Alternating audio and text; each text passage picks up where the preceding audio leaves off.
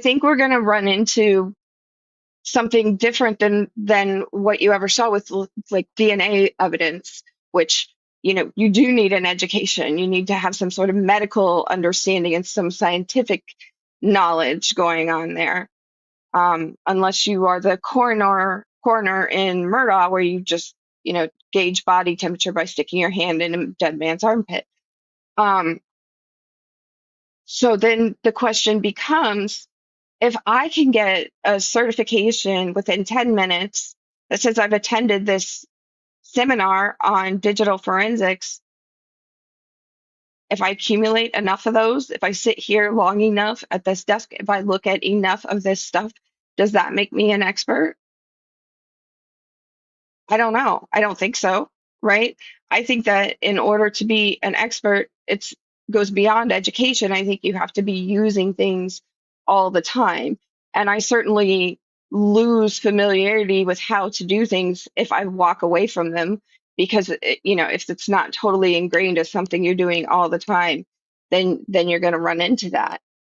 And there's this expert who I first encountered in um, the Monica Simonelli trial because Squeegee of Justice, Chris, sends me bat signal alerts when there are people testifying that he thinks I'd be interested in.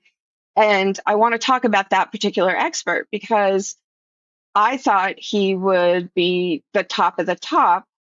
LexisNexis bought his company that he created for geolocation, but I found today in doing some research that his credibility has been called into question.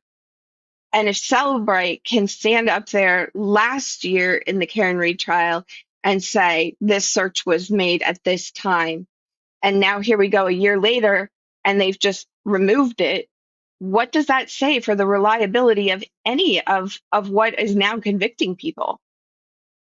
Are we going to start to see the same thing that we have with actual, like biological DNA? Are we going to start to see reversible error and problems?